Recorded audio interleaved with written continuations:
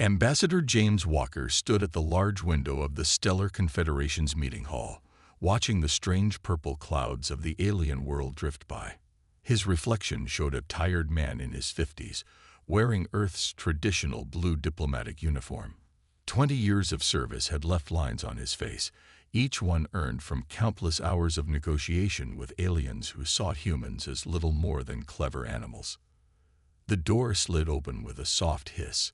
3 Confederation representatives entered, tall, graceful beings with silvery skin that seemed to shimmer in the room's bright light. They moved with the confidence of those who had ruled the stars for thousands of years. Ambassador Walker, the tallest one, spoke, its translator converting the musical sounds into English. "We trust you have considered our generous offer." Walker turned from the window, keeping his face neutral despite the anger burning in his chest. "Generous is not the word I would use. Representative Telephone demanding control of our outer colonies is not an offer. It's an attempt to cage humanity." The aliens exchanged looks that Walker had learned to read as amusement.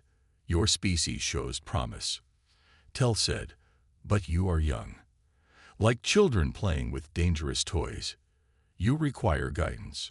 The recent mining accident on Mars proves this." Walker's hands tightened behind his back. The accident had been anything but. Earth's intelligence services had proof that Confederation agents had sabotaged the facility, trying to prove humans were incompetent. 15 good people had died. "We have managed our colonies successfully for over 100 years, Walker said. "Our safety records, despite recent incidents, remain excellent. The outer colonies represent humanity's future." The second alien, Van, stepped forward. "Your future will be brighter under Confederation management. We have guided many young species to greatness. In a mere 1,000 years, you might earn limited self-governance." Walker thought of the message he'd received that morning from Earth's Security Council. The words "final authorization" had glowed on his screen. If diplomacy failed today, everything would change. "Perhaps we should review humanity's achievements," Walker said, activating the room's holographic display. "In the past century, we have developed faster than light travel independently, established successful colonies on 7 worlds, and maintained peace among all Earth's nations for 50 years. Impressive for primitives," the third alien said with what passed for a smile. "But your technology is crude. Your ships are inefficient. Your colonies lack proper organization. Accept our guidance, and these problems will be solved." Walker took a deep breath. "And if we refuse?" Tel spread its long fingers in what looked like a shrug. "Then the Confederation will be forced to assume emergency control of your colonies for the safety of the galaxy. Your ships will be grounded, your expansion halted. This is not a negotiation, Ambassador. It is a courtesy notification." Walker looked out the window again, at the alien city stretching to the horizon. For 200 years, humanity had tried to earn respect through diplomacy. They had followed Confederation rules, paid their fees, accepted restrictions. They had been patient while being treated like children. That patience had run out. "Let me be clear," Walker said, his voice steady. "Earth rejects your offer. We reject your authority over our colonies. We reject the notion that humanity requires oversight." "Then you leave us no choice," Tel said. "The Confederation fleet will begin implementing emergency protocols within 1 standard week. Your species will thank us in time." Walker walked to the door, then paused. "A word of warning, representatives. Humanity has been peaceful not because we are weak, but because we chose to be. You mistake diplomatic patience for submission. That is a grave error." The aliens laughed, a musical sound that had once fascinated Walker, but now set his teeth on edge. "What can your primitive species do against the combined might of the Confederation?" Van asked. Walker smiled for the first time that day. "You'll find out soon enough." As he walked out of the hall, Walker activated his secure communicator. "Security Council, this is Walker. Diplomacy has failed. Initiate Project Phoenix." The future of humanity would no longer be decided in halls like this one. The time for talk was over. The red dust of Mars swirled against the massive windows of the new Armstrong shipyard. Mark Collins, the facilities director, watched as another transport ship took shape in the construction bay. His team had been working double shifts to complete the vessel, knowing it might be one of the last they'd build before the Confederation took control. "Sir," his assistant called from the doorway. "The Confederation inspectors have arrived. They're demanding immediate access to all facilities." Collins straightened his uniform. "Remember the plan," he said. "Be polite, be helpful, but record everything." The inspection team consisted of 4 Confederation officials, their environmental suits modified to accommodate their tall frames. Their leader, Inspector Wren, moved with the mechanical precision typical of their species. "This facility exceeds your authorized production quota," Wren stated, its translator making the words sound flat and cold. "We are here to ensure compliance." Collins gestured to the holographic displays showing the shipyard's permits. "All our operations are within the limits set by the last treaty. We've filed every required document." The inspector's silver face showed no expression.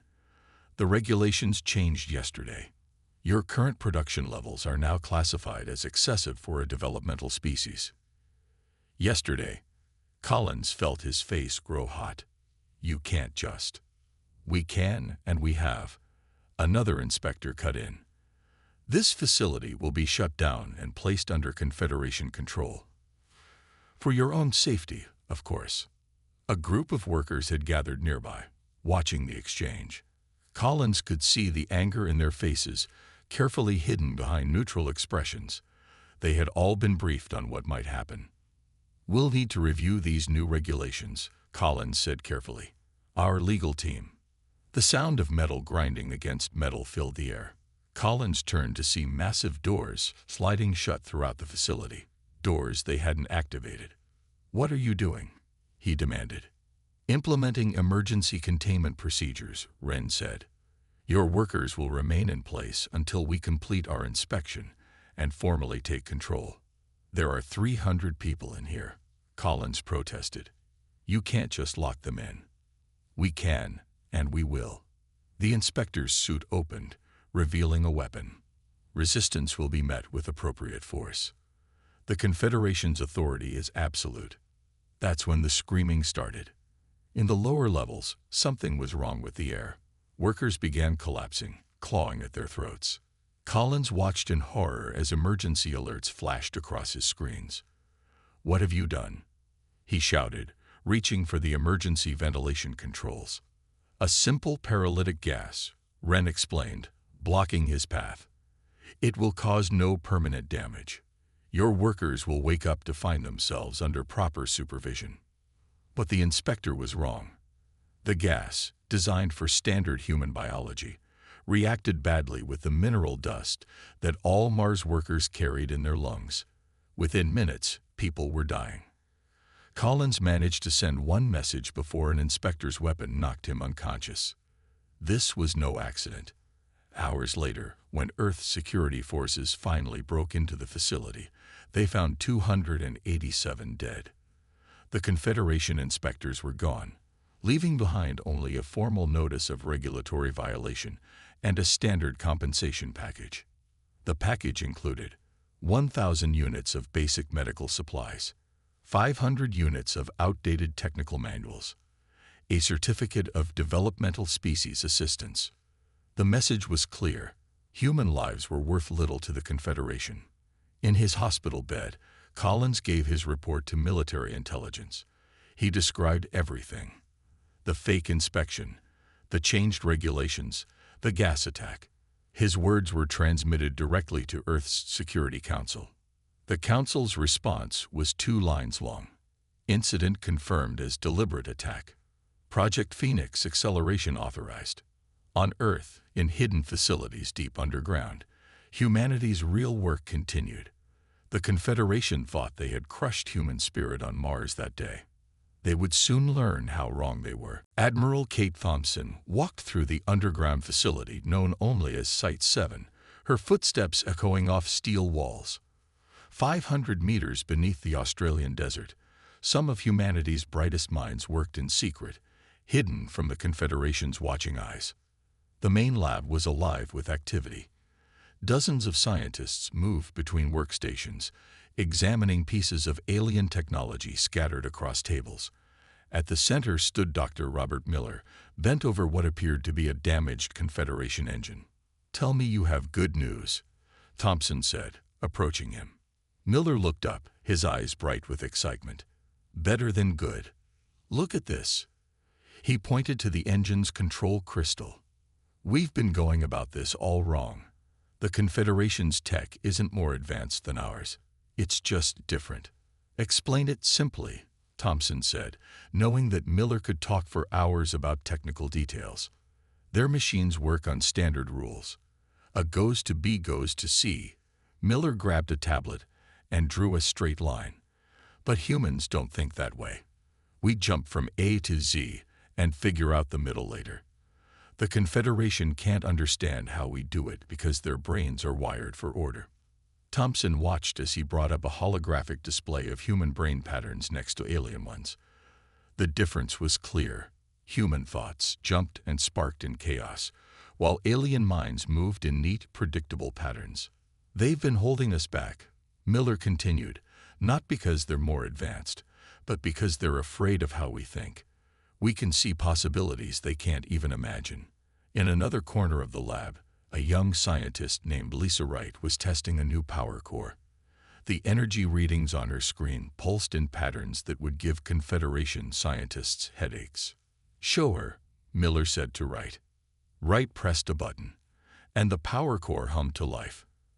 Energy flowed through it in ways that defied the Confederation's carefully ordered laws of physics. "We rebuilt it our way," she explained. "No more following their rules."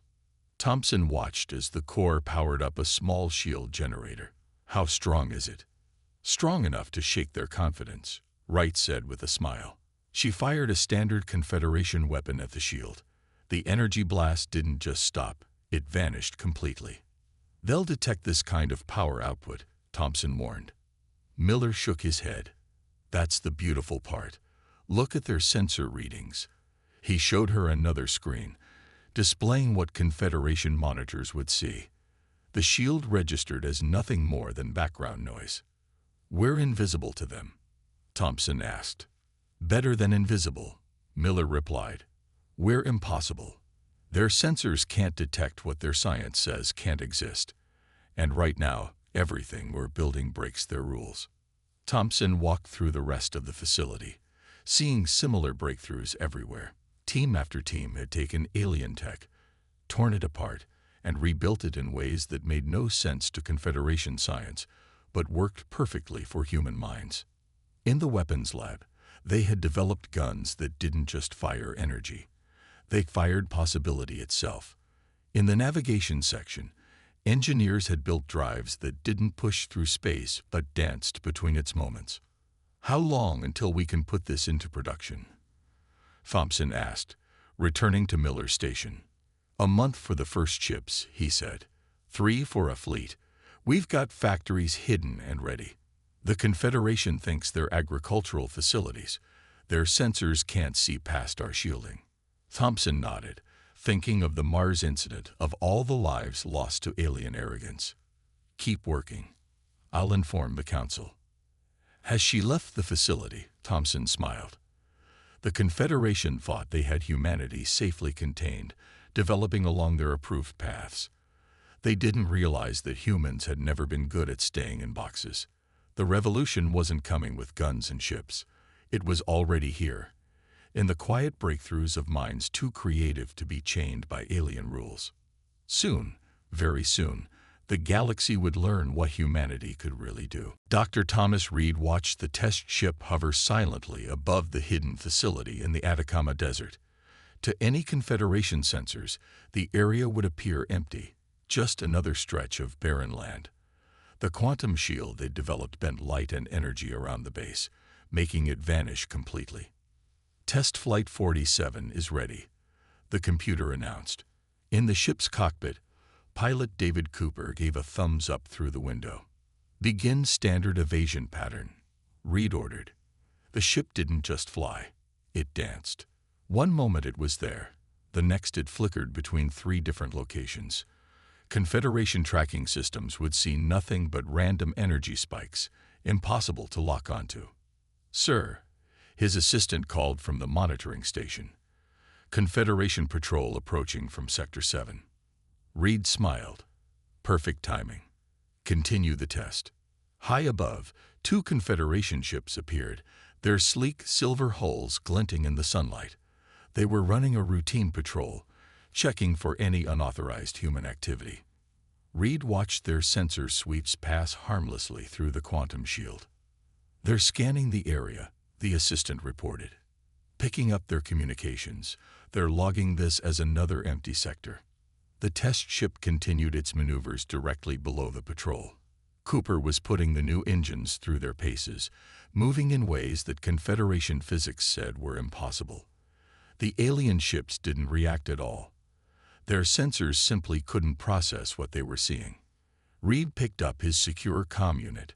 "Time for Phase 2. You're clear to proceed, Cooper." The test ship shot straight up, passing between the 2 Confederation vessels. For just a moment, it dropped its quantum shielding.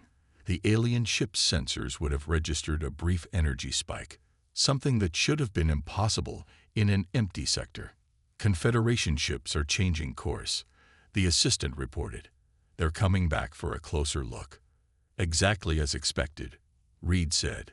"Show them what they want to see, Cooper."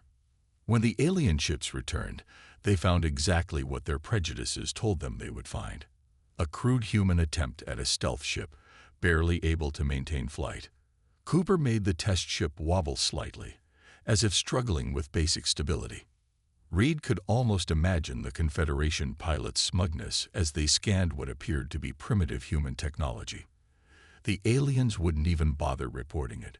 Why waste time on such an obviously inferior attempt?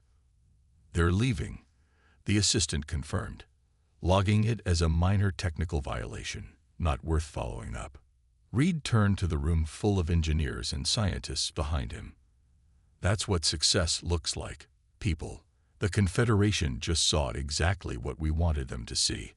Another example of humans playing with technology beyond their understanding." The room burst into applause.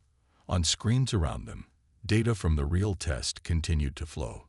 Quantum field measurements, space fold calculations, and energy readings that would have made Confederation scientists claim impossibility. "Package the data and send it to Admiral Thompson," Reed ordered. "Project Phoenix is ready for full deployment." Later that night, Reed stood on the observation deck, watching more test ships rise into the darkness. Each one carried technology that broke the Confederation's laws of physics. Each one was proof that humanity had learned to think beyond the aliens' rigid rules. The Confederation believed they were watching humanity carefully, keeping them safely controlled. In reality, they were seeing only what humans wanted them to see: a young species struggling with basic technology, occasionally making clumsy attempts at advancement. Below the desert sand, factories were working day and night, building a fleet that could outmaneuver anything the aliens had. The ships looked normal on the outside. The Confederation would expect nothing less from primitive humans. But inside, they were wonders that alien science couldn't explain. Project Phoenix was more than a military plan. It was humanity's declaration that they would no longer be bound by the Confederation's limitations. Like the mythical bird rising from its ashes, Earth would emerge stronger than ever. And the Confederation wouldn't see it coming until it was too late. Captain Michael Stone stood on the bridge of the destroyer Defiance, watching as 12 Confederation warships appeared above Europa. Their silver hulls gleamed against Jupiter's massive form in the background. To most humans, it would have been a terrifying sight. To Stone, it was an opportunity. "They're broadcasting their demands," his communications officer reported. "Standard format. They're claiming authority over Europa for protective oversight of critical resources." Stone nodded. "How many civilians still on the surface?" "None, sir. We evacuated the last mining crew an hour ago. The Confederation thinks it was a routine shift change." The Defiance was humanity's first fully upgraded warship. From the outside, it looked like a standard human destroyer, intentionally crude and blocky, exactly what the Confederation would expect. Inside, it contained technology that would change the galaxy forever. Confederation fleet is moving into standard attack formation, Tactical reported. They're not even bothering to shield themselves. Their sensors show us as a single outdated destroyer. Stone allowed himself a small smile. Send the warning message. The communications officer's voice filled the space between the ships. Confederation fleet. This is UES Defiance. Europa is sovereign human territory. Withdraw immediately. The alien response came quickly, dripping with condescension. Human vessel, power down and prepare for inspection. Your presence here is unauthorized. This is your only warning. All systems ready, his weapons officer reported. Quantum field stable. They still can't see our real power signature. Stone straightened in his chair. Let's show them what humanity can do. Execute pattern alpha. The Defiance vanished. On the Confederation ships, alarms blared as their target disappeared. Their sensors, designed to detect normal space drives, were blind to the quantum technology that let the Defiance step between moments of spacetime. The human ship reappeared directly in the middle of the alien formation. Before the Confederation crews could react, pulses of quantum energy shot out in all directions. The alien ship's engines died instantly, their power cores going dark. Direct hits on all targets, Tactical reported. Their main systems are offline. No casualties. The quantum pulses worked exactly as designed.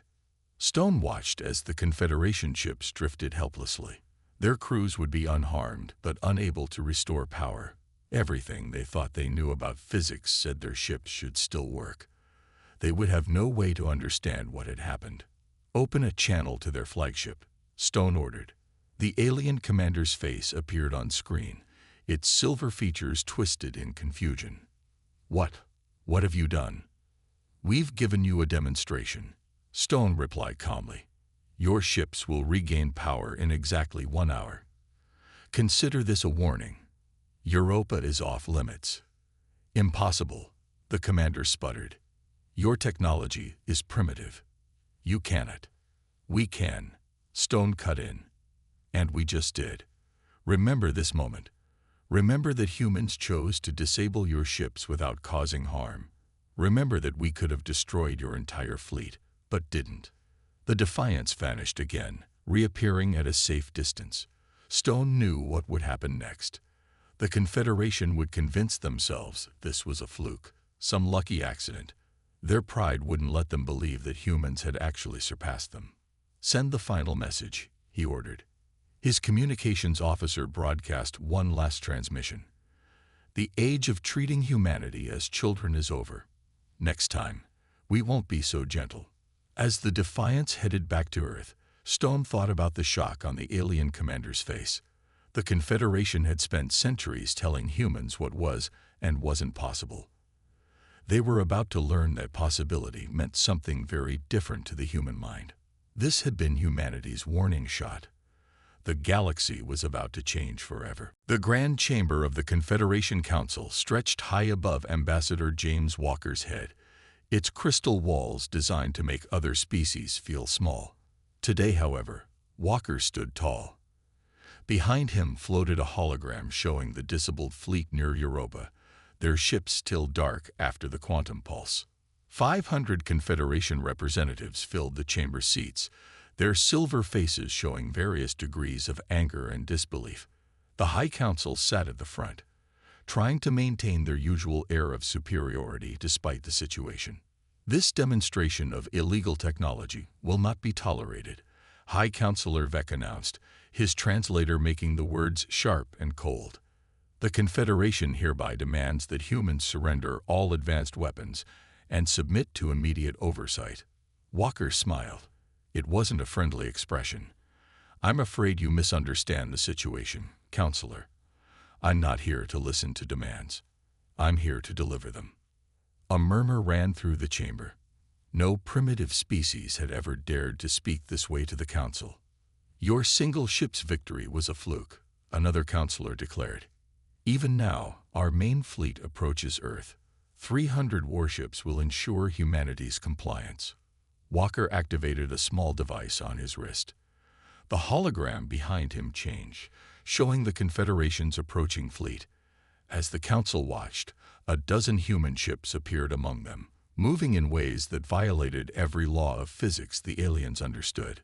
"We've been tracking your fleet since they left port," Walker said calmly. "Our ships are already in position. Unlike at Europa, these vessels are not under orders to show restraint." The chamber erupted in shouts and protests. Walker waited for them to quiet down before continuing. "Humanity's demands are simple: immediate recognition of full sovereignty, removal of all technology restrictions, and compensation for centuries of deliberate suppression of our species." "You dare," Vec began, but Walker cut him off. "We dare because you left us no choice. The Mars incident showed us what peaceful cooperation with the Confederation really means.